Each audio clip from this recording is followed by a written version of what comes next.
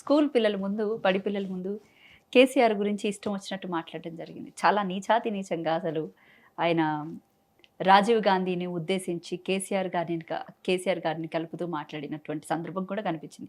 అసలు పిల్లలకి అంటే పిల్లలు ఊహ కూడా తెలీదు. They are just learning. చిన్న చిన్న పిల్లలు. వాళ్ళ ముందు ఇలాంటివి మాట్లాడితే అసలు ఏమొస్తుంది? అంటే వాళ్ళకేమైనా అర్థమవుతుందా అట్‌లీస్ట్? పోనీ వాళ్ళకసలు ఎవరు? అసలు ఫస్ట్ సీఎం రేవంత్ రెడ్డి అంటే ఎవరు? కేసీఆర్ అంటే ఎవరు? ఇంతకుముందు కేసీఆర్ అంటే ఎవరు? ఇప్పుడు రేవంత్ రెడ్డి అంటే ఎవరు? ఇలాంటి అవగాహన కూడా లేని పిల్లల మధ్య వెళ్లి ఈ విషయాలన్నీ మాట్లాడితే వాళ్ళకేమైనా అర్థమవుతుందా అట్‌లీస్ట్? అక్కడ మీడియా ఉంది కదమ్మా. పిల్లలకి చెప్తలేడు ఆయన. పిల్లలని అడ్డం పెట్టి మీడియాకి చెప్తున్నాడు. మీడియాకి అర్థం కావాలా? మరి మాకు చెప్తున్నాడు గీ సమయమా సార్ గీడ పిల్లల ముందటేంది? ఇదే పిల్లలల్లో మా పిల్లలు ఉంటే చెడిపోతారు. మా పిల్లలు ఈడ లేరు అని చెప్పి వీళ్ళు టీవీలలో ఇస్తూ పోయారు. వీళ్ళ పిల్లలే ఆ పిల్లలలో ఉంటే, వీళ్ళు కన్న పిల్లలే ఆ పిల్లలలో ఉంటే ఆయన అట్లా మాట్లాడితే వీళ్ళు భరిస్తారా పేరెంట్గా? బాధ్యత లేకుండా ఎట్లా మాట్లాడతారమ్మా వీళ్ళైనా? మీడియా ఉందని ఆయన నోటికి వచ్చినట్టు మాట్లాడుతుంటే పిల్లల ముందు ఏంటండి మాట్లాడేది ఉంటే ప్రెస్ మీట్ పెట్టి మాట్లాడండి, కానీ పిల్లల ముందట మాట్లాడకమనే చిన్న లాజిక్ పాయింట్ కానీ కామన్ సెన్స్ పాయింట్ కానీ గుర్తుపట్టని వీళ్ళు ప్రజలకు ఫోర్త్ ఎస్టేట్ అని చెప్తారు. మామూలు నన్నవని రేపు అంటుండొచ్చు, బరబ్బర్ అంటాం. నీకెంత నోరు ఉందో నాకంత నోరు ఉంటుంది. నువ్వేం చేస్తావు, నేనేం చేస్తావు, ఎవరిది ఎప్పుడు నడవాలనో అప్పుడే నడుస్తుంది. పిల్లల ముందు ఏం మాట్లాడండి? ముఖ్యమంత్రి స్థాయిలో ఉన్నారు, మర్చిపోయినట్టున్నాడు, జడ్పీటీసీని అనుకున్నట్టు 2006లో యాదికి వచ్చినట్టున్నాడు. 2024 ఉన్నాను మళ్ళీ జ్ఞాపకం రాలేదన్నట్టు. ఆదిత్య 369లో మాటకి వెనకకు పోయి ముందడికి వస్తారు కదా, అట్లా అయినా అందులో ఆదిత్య 369లో ఎక్కిండో 963లో ఎక్కిండో అయినా ఇంకా ఫాస్ట్గా వెనకకు పోయినట్టుండు. సడన్గా జడ్పీటీసీ అయినట్టుండు, పిచ్చి పిచ్చి మాట్లాడేసిండు. కేసీఆర్ ముఖ్యమంత్రి అనుకున్నట్టుండు, తిట్టేచ్చిండు. అది బయటకు వచ్చినాక మళ్ళీ రాగానే అరే 224లో నేను కదా సీఎంని, కేసీఆర్ ఎమ్మెల్యేనే కదా అని చెప్పి గప్పుడు జ్ఞాపకం వచ్చినట్టున్నది. నాకు ఏం మాట్లాడతారండి? ఎవరి ముందట ఏది మాట్లాడినా అది మాట్లాడాలి. పోయిన ప్రోగ్రామ్ చేసుకొని రావాలి, కానీ ప్రతి దగ్గర కామెంట్ చేసేది ఏముంది దానికి? Right sir. అయితే మరొక విషయానికి వస్తే గనుక 6 గ్యారంటీల విషయాలు ఇంకా అవి అభయహస్తమే అయిపోయింది అందరి విషయాల్లో. అంటే ఎవరు గూడా ఎంతమంది అడిగినా దాని మీద ఊసు లేదు, పలుకు లేదు. ఇప్పుడు రైతు రుణమాఫీ విషయానికి వస్తే గనక అంటే ఆల్మోస్ట్ చాలా మందికి అది అందలేదు అని చాలామంది వాపోతున్నారు. అలాగే నిన్న ఆదిలాబాద్‌లో సీఎం రేవంత్ రెడ్డి శవయాత్ర చేసినటువంటి వైనం కనిపించింది రైతులంతా కలిపి. అసలు ఈ పరిస్థితి ఎందుకొచ్చిందంటారు? ఇప్పుడు రైతులు చేస్తే రైతులే నిజంగా చేసిండే అనుకుందాం. రేవంత్ రెడ్డి గారు ఏమంటారంటే ఇది ప్రతిపక్షాల కుట్ర, ప్రతిపక్ష పార్టీ కార్యకర్తలు చేసినటువంటి శవయాత్ర అని ఈయన అంటాడు. అయిపోయింది, అది ఓడిచిపోయింది. రైతులకి ఏం లాభమైంది? శవయాత్ర చేసినటువంటి పార్టీ కానీ లేకుంటే కార్యకర్తలు కానీ ఎవరైతే ఉన్నారో నాయకులు కానీ వాళ్ళు చేసిరు, ఏమొచ్చింది వాళ్ళకి? సోషల్ మీడియాలో ఫోటోలు వచ్చినాయి, 2 నిమిషాలు విని నవ్వుకుంటారు, సాయంత్రం దావత్ చేసుకొని ఉంటారు. రైతులకి ఏమొచ్చింది? ఏం రాలేదు.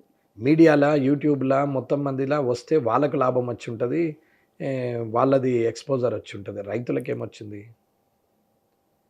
రైతులకి ఏమొస్తుంది అనేది ఆలోచించాలి, కానీ అనవసరమైన ప్రయోగాలు ఎందుకు? అవును వేసిండు, ఒక 10 ఏళ్ళ నుంచి వాళ్ళు వేయనే లేదు. ఇవాళ ఈ ప్రభుత్వం వేసింది, 1 లక్ష వేసింది, 1.5 లక్ష వేసింది, 2 లక్షలు వేసింది, ఒక 20 లక్షల మందికి అయితే అందినాయి కదా. ఇంకో 30 లక్షల మందో 40 లక్షల మందో రిమైనింగ్ ఎంత ఉన్నారో వాళ్ళందరికీ అందుతాయని చెప్తున్నారు కదా.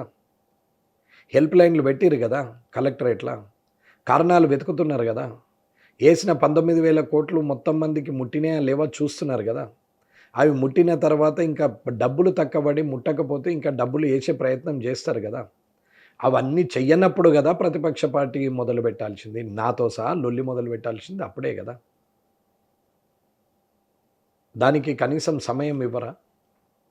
3 అంతరాలు ఎక్కినోడు 2 నిమిషాలు కూర్చుండి దమ్ము తీసుకున్న తర్వాత నీళ్లు తాగుతాడు. అదే 3 అంతరాలు ఎక్కిచ్చినోడికి సట్టన గ్లాస్ నీళ్ళు ఇవ్వండి, చచ్చిపోయి ఊరుకుంటాడు తాగి. ఏమాత్రం ఆలోచన లేకుండా ఎట్లా మాట్లాడతారు? సరే రైతులకు ఇస్తలేడు, మరి నువ్వు ఇస్తావా? ఇయ్యవు కదా, నీతో కాకనే ఊరుకున్నావు కదా. ఆయన ఇస్తున్నాడు కదా, ఎంతో కొంతనైతే నలుగురికి వచ్చింది కదా, 10 మందిలో ఓ ఇద్దరికైతే వచ్చింది కదా, 10 మందిలో ఓ ఇద్దరికి వచ్చింది, ఇంకా 8 మందికి వస్తుంది అంటున్నారు. వెయిట్ చేయి కదా, రానప్పుడు ఆ 8 మందిని కూర్చుండబెట్టుకొని ధర్నా చేయి, గొడవ చేయి, అప్పుడు అది ఇప్పి. అంతేగాని టైం ఇవ్వకుండా, సమయం ఇవ్వకుండా, ఇష్టం ఉన్నట్టు మాట్లాడకుండా చేస్తే రైతులను ఇబ్బంది పెడితే రైతు కన్ఫ్యూజ్ కాడా? ఇప్పుడు మీ వరకు రైతులు వస్తే మాకు రుణమాఫీ కాలేదని ఒక 100 మంది అనుకుందాం, 200 మంది వచ్చారనుకుందాం. రైతులు నేనే రైతుల దగ్గరికి పోయినాం, మీటింగ్ పెట్టినాం. రైతులు వచ్చినా కానీ నేను అదే చెప్తున్నాం. అన్న లక్ష వేసిండు, నాకు అందలేవు అంటుండు. సరే నీవు అందకపోవడానికి కారణాలు నేను అడిగినాం. 1,50,000 వచ్చినాయి, వచ్చినోళ్ళు వచ్చినాయి, రానోళ్ళు వస్తే మాకు రాలేదంటుండు. సరే నేను కారణాలు తీసుకుంటాం మనం. 2,00,000 15వ తారీఖు నాడు వేస్తాడు, అప్పటికి 11వ తారీఖు. 15వ తారీఖు నాడు వేస్తారు. అది వేసిన తర్వాత చూద్దామని డైరెక్టర్ ఆఫ్ అగ్రికల్చర్కు ఫోన్ చేసినాం, డిస్ట్రిక్ట్ అగ్రికల్చర్ ఆఫీసర్కు ఫోన్ చేసినాం. డిఓ గారు ఏమన్నారంటే, సార్ ఇవన్నీ వేసారు, కొన్ని కాంప్లికేషన్స్ ఉన్నాయి, అవన్నీ స్టార్ట్అవుట్ చేస్తూ ఉన్నాం. గవర్నమెంట్ ఇచ్చిన డైరెక్షన్ ప్రకారంగా ఇంతమంది ఎలిజిబుల్ అయినరు, మిగతాది ఎలిజిబుల్ కావడానికి ఇవి అడ్డంకులు ఉన్నాయని చెప్పి మేము వాళ్ళ నుంచి వాళ్ళ ఆధార్ కార్డు పాస్బుక్ తీసుకొని వస్తే దాన్ని బట్టి చెక్ చేస్తున్నాము. ఇవన్నీ ప్రాసెస్ చేయడానికి మాకు ఇంకొక 15 రోజులు పడుతుంది. ఈ 2,00,000 కూడా పడ్డాక 1వ తారీఖు వరకు అది సార్ట్అవుట్ చేసుకొని ఆ రిపోర్ట్ ఇస్తాము అని చెప్పారు. గవర్నమెంట్కి పంపేది పంపిస్తాము, మీకు చెప్పేది మీకు పంపించేస్తాము, ఆ కారణాలను బట్టి చూడండి అని చెప్పారు. ఆ కారణాలు చూసిన తర్వాత అసలు అప్పుడు ఆ రేషన్ కార్డు పెడితే రేషన్ కార్డు ఎందుకు పెట్టినావు, తీసేయని ధర్నా చేయి. ఆధార్ కార్డు లేక అది ఇబ్బంది అయిపోతున్నది అని అంటే ఆధార్ కార్డు క్రియేట్ చేయి. లేదు ఆ రుణమాఫీ కానప్పుడు రుణం తీసుకున్నాడు చనిపోయిండు, రైతు పేరెంట్స్ ఉన్నారు, ఆ ఇంటోళ్ళు యాక్సెప్ట్ చేయాలా దాన్ని అని అంటే అది అప్రూవల్ తీసుకో. బ్యాంక్ స్టేట్మెంట్ తీసుకో, బ్యాంక్ ప్రాబ్లం వల్ల ఆగిందా, అగ్రికల్చర్ డిపార్ట్మెంట్ వల్ల ఆగిందా, లేకుంటే గవర్నమెంట్ రిస్ట్రిక్షన్ వల్ల ఆగిందా అనేది మనకు తెలిసిన రోజు దాని మీద గొడవ చేస్తే రైతులకు ప్రభుత్వము మెడలు వంచి ఇప్పియచ్చు. అంతేగాని పరిగెత్తటోని కాళ్ళలో కట్టబెడితే ఎట్లా కానీ కదా. ఇప్పుడే ఒకవేళ కాలేదు, రైతు ఊపిరి ఆగిపోయిందా, ఆగలేదు కదా, ఆలోచిస్తున్నాడు కదా, వెయిట్ చేస్తున్నాడు కదా. రైతులకు లేని ఆగము పార్టీ కార్యకర్తలకు ఎందుకు, ఏ పార్టీ వాళ్ళమైనా సరే పార్టీ నాయకులకు ఎందుకు, అంత ఆగం ఎందుకు దాని మీద.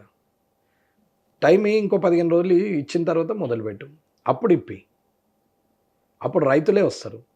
నేనైతే కామారెడ్డి కాన్స్టిట్యున్సీకి సంబంధించి అదే చెప్పినాం. అన్న 1వ తారీఖు వరకు చూద్దాం, వాళ్ళు డీటెయిల్ ఇస్తారు, 10వ తారీఖు వరకు డబ్బులు రాకపోతే సెప్టెంబర్ 10 నుంచి నేనే ఉద్యమం చేస్తాను, నేనే రోడ్ ఎక్కుతా అని చెప్పినాం. రైట్ సార్, ఒకసారి హైడ్రా విషయానికి మళ్ళీ వద్దాము. సో ఈ హైడ్రా కూల్చివేతలు ఏవైతే ఉన్నాయో నార్మల్ పబ్లిక్కి చాలా మందికి సంబంధించి ఇందాక మన ఇద్దరం డిస్కస్ చేసుకోవడం కూడా జరిగింది. అయితే ఈ కూల్చివేతలు ఆపకపోతే నార్మల్ పబ్లిక్కి సంబంధించి మీరు ఏ విధమైన పోరాటం చేస్తారు? కూల్చివేతలు నార్మల్ పబ్లిక్ ఆపి ఫస్ట్ రాజకీయ నాయకులై, అధికారులై, సెలబ్రిటీలై, ఉన్న ధనవంతులై ఫస్ట్ అవి కూల్చండి. చెర్ల పక్క పట్టున్న ఫామ్ హౌస్లు, భీమ్ హౌస్లు అవన్నీ కూల్చి ఆ గోడలు బీడలు తీసేసి బౌండరీ FTL బౌండరీ వేసి స్టోన్ వేసి బఫర్ జోన్ అవతల ఒక స్టోన్ వేసి అదంతా కాంపౌండ్ ఫిక్స్ చేసి బౌండరీ ఫిక్సేషన్ చేయండి. ఫస్ట్ ఆ పని చేయండి. వాళ్ళ ముట్టరు, వాళ్ళ దగ్గరికి పోరు, సామాన్య ప్రజానీకం దగ్గరికి ఎందుకు వస్తారు? దమ్ముంటే రంగనాథ్ గారు ఫస్ట్ అవి తీసేయండి. కాని పక్షం ఇవి ఆపుకొని కూర్చుంటే అధికారులను సస్పెండ్ చేయండి. అధికారులు బాగానే, రాజకీయ నాయకులు బాగానే, ధనవంతులు బాగానే, సెలబ్రిటీలు బాగానే, బ్యూరోక్రాట్లు బాగానే, ఇక్కడ వచ్చి సామాన్య ప్రజానీకం గులగొట్టడం ఎందుకు? ఒకవేళ నిజంగానే తిరిగి చెర్లు నిర్మిస్తా నేను కబ్జా అయినాయని ప్రూవ్ చేసినావు, అధికారులను సస్పెండ్ చేసినావు, అధికారుల ఆస్తులని జప్తు చేసి ఆ పైసలు ఇంకొక దగ్గర పెట్టి వాళ్ళందరికీ ఇండ్లు కట్టించి ఇవి గులగొట్టు తిరిగి చెర్లు నిర్మాణం చేయి. ఎవరద్దన అది జరుగుతుందంటారు? చేయని అపర భగీరథుడు కదా, చేస్తాడు కదా. తప్పులను ఓర్చుకోలేని పరిస్థితిలో ఉన్నారు కదా. రంగనాథ్ గారు కూడా ఒక్కటే వీళ్ళిద్దరికి సూటి ప్రశ్న, అమ్మా ఎక్కువసేపు మాట్లాడేది ఏం లేదు. రంగనాథ్ గారికి, ముఖ్యమంత్రి గారికి సూటి ప్రశ్న, దీని ఎండ్ ఏందో చెప్పగలుగుతారా? దీని ఎండ్ ఏంది, దీని కంక్లూజన్ ఏంది, దీనివల్ల ఎన్విరాన్మెంట్ బెనిఫిట్ ఏంది, దీనివల్ల పబ్లిక్ హెల్ప్ అయింది అనేది చెప్పండి. ఈ 4 ప్రశ్నలకు సమాధానం చెప్తే నేను నోరు మూసుకొని కూర్చుంటాను. ఇది ఎంత దూరం పోతుంది, ఎంతవరకు ప్రయాణం చేస్తారు, ఎంతవరకు క్లియర్ చేస్తారు, తిరిగి చెరువుల పునర్నిర్మాణం జరుగుతుందా, సామాన్య ప్రజానీకానికి ఆ చేసిన అధికారుల తప్పులకు బలైతున్న సామాన్య ప్రజానీకానికి ఏమి ఇస్తారు, అధికారులను ఎలాంటి శిక్షిస్తారు, ఇవి చెప్పగలుగుతారా? అసలు ఏమి చెప్పలేమంటే అసలు ఏం కంక్లూడ్ అయింది దీనికి? ప్రతిదానికి ఒక కంక్లూడ్ అయితే ఉండాలి కదా. ప్రతి ఇష్యూకి ఒక సమాధానం అయితే ఉండాలి కదా, ఓ పుల్ స్టాప్ అయితే ఉండాలి. ఈ పుల్ స్టాప్ చుక్క ఇక్కడ అని అడుగుతున్నా. ఎక్కడ దీని కంక్లూజన్ ఏంది? రంగనాథ్ గారు చెప్పానండి, నేను నేను ఏదనుకంటే అదని ఒప్పుకుంటాను.